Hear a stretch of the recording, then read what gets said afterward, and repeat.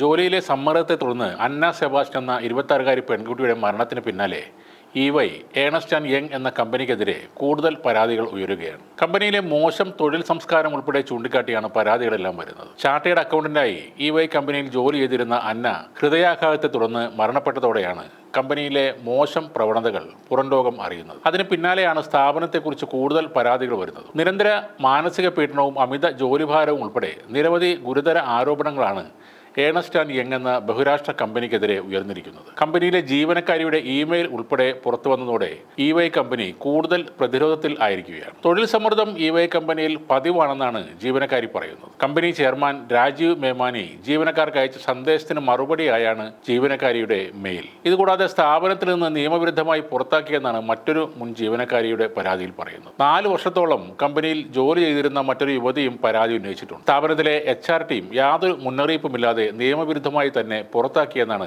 ആ യുവതിയുടെ ആരോപണം. തന്റെ ലാപ്ടോപ്പ് പിടിച്ചെടുത്ത് അതിലുള്ള എല്ലാ വിവരങ്ങളും ഇറേസ് ചെയ്തുവെന്നും അതോടെ സ്ഥാപനത്തിനെതിരെ യാതൊരു തെളിവും ഇല്ലാതെയായി എന്നും യുവതി പറയുന്നുണ്ട്. ഗർഭിണിയായിരുന്ന സമയത്ത് പോലും തന്നെ മാനസികമായി പീഡിപ്പിച്ചുവെന്നും യുവതിയുടെ ആരോപണമുണ്ട്. വിവാഹമോചനം ഉൾപ്പെടെയുള്ള പ്രയാസങ്ങൾ അനുഭവിക്കുന്ന സമയത്തായിരുന്നു ഇതെന്നും അവർ പറയുന്നു. സ്ഥാപനത്തിലെ ഉന്നതരുടെ പെരുമാറ്റം ഉൾപ്പെടെ തൊഴിൽ നിയമങ്ങൾക്ക് വിരുദ്ധമാണ് പലതും എന്നും മുൻ ജീവനക്കാരി പറയുന്നു. 16 മണിക്കൂർ വരെ നീളുന്ന ജോലി, രാത്രി 9 മണിക്ക് ശേഷം സ്ത്രീകൾക്ക് വാഹന സൗകര്യം നൽകാതിരിക്കുക, ഫോൺ ചെയ്യാൻ പോലും അനുവദിക്കാതിരിക്കുക തുടങ്ങിയ പരാതികളും പലരും പറയുന്നുണ്ട്. അതേസമയം മരണപ്പെട്ട അന്നയുടെ മാതാവ് EY കമ്പനിയുടെ മേധാവിക്ക് അയച്ച കത്താണ് വലിയ വിവാദങ്ങൾക്ക് വഴിതുറന്നത്. അമിതമായ ജോലിഭാരമാണ് അന്നയുടെ മരണത്തിന് കാരണമെന്ന് മാതാവ് ആരോപിച്ചിരുന്നു. അന്നയുടെ ശവസംസ്കാര ചടങ്ങുകൾക്ക് പോലും കമ്പനിയിൽ നിന്ന് ആരും പങ്കെടുക്കാതിരുന്നതുൾപ്പെടെ വലിയ ചർച്ചകൾക്കാണ് വഴിയൊരുക്കിയത്. ഇതിന് പിന്നാലെ കേന്ദ്രം അന്വേഷണം പ്രഖ്യാപിക്കുകയും ചെയ്തു. ഇതേക്കുറിച്ച് അന്വേഷിക്കണമെന്നാവശ്യപ്പെട്ട് മുൻ കേന്ദ്രമന്ത്രി രാജീവ് ചന്ദ്രശേഖർ എക്സിലൂടെ നൽകിയ പരാതിയിലാണ് കേന്ദ്ര തൊഴിൽ സഹമന്ത്രി ശോഭ കരന്തലജെ അന്വേഷണം പ്രഖ്യാപിച്ചത്. അന്നയുടെ മാതാവ് കമ്പനിക്ക് അയച്ച പരാതി ദേശീയ മാധ്യമങ്ങളിലൂടെ കഴിഞ്ഞ ദിവസം പുറത്തു വന്നതോടെയാണ് പ്രശ്നം സമൂഹ ശ്രദ്ധ നേടിയത്. ചാർട്ടേഡ് അക്കൗണ്ടൻസി പാസ്സായതോടെ 4 മാസം മുമ്പാണ് അന്ന ജോലിയിൽ കയറിയത്. മാർച്ച് 19 പൂനെയിലെ EY ഓഫീസിലെത്തി.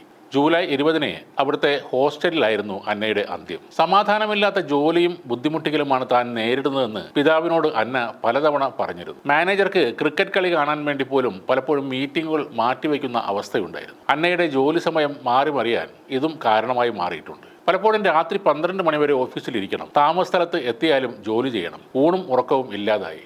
രാജിവെക്കാൻ മാതാപിതാക്കൾ പലപ്പോഴും പറഞ്ഞു.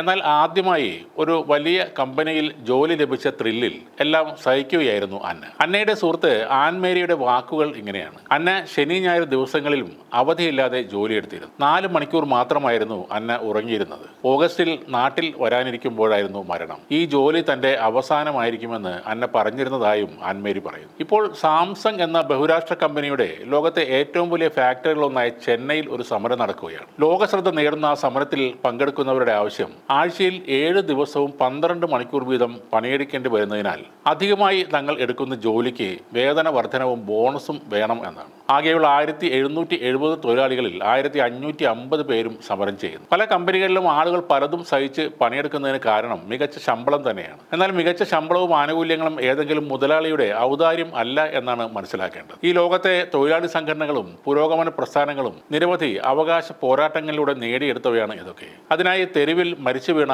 നൂറുകണക്കിന് തൊഴിലാളികളുണ്ട്, സഖാക്കളുണ്ട്. അവരുടെ പോരാട്ടങ്ങളുടെയും ജീവത്യാഗങ്ങളുടെയും ഫലമാണ് ഇന്ന് നമ്മൾ ഈ കാണുന്ന നേട്ടങ്ങളൊക്കെ. അന്ന ഒരു രക്തസാക്ഷിയാണ്. ബഹുരാഷ്ട്ര ഭീമന്റെ തൊഴിലാളി ക്രൂരതയ്ക്കിരയായി കൊല്ലപ്പെട്ട രക്തസാക്ഷി. കമ്പനി മികച്ച ശമ്പളം തരുന്നത് കൊണ്ട് നിങ്ങൾ നിർബന്ധമായി കൂടുതൽ സമയം ജോലി ചെയ്യേണ്ടതില്ല. നിങ്ങളുടെ ജോലി ചെയ്യാനുള്ള കഴിവിനെയും ജോലിയിലെ ക്വാളിറ്റിയെയും നോക്കി തന്നെയാണ് ഇവരൊക്കെ ഉയർന്ന ശമ്പളം നിങ്ങൾക്ക് നൽകുന്നത്. ഈ ലോകത്ത് 8 മണിക്കൂർ തൊഴിൽ സമയം എന്നത് ഒരു തൊഴിലാളി അയാൾ ചെയ്യുന്ന ജോലി 8 മണിക്കൂർ തുടർച്ചയായി വിശ്രമം ഇല്ലാതെ ചെയ്യണം എന്നല്ല. അതൊട്ട് സാധ്യവുമല്ല. നിങ്ങളെ കൊണ്ട് കഴിയില്ല എന്ന് തോന്നുമ്പോൾ ജോലി കളഞ്ഞിട്ട് പോരുക തന്നെ വേണം. സ്വന്തം ജീവന് തന്നെ അപകടമാകുന്ന രീതിയിൽ ജോലി ചെയ്തിട്ട് എന്താണ് നിങ്ങൾക്ക് നേടാനാകുന്നത് എന്നുകൂടെ ചിന്തിക്കുക.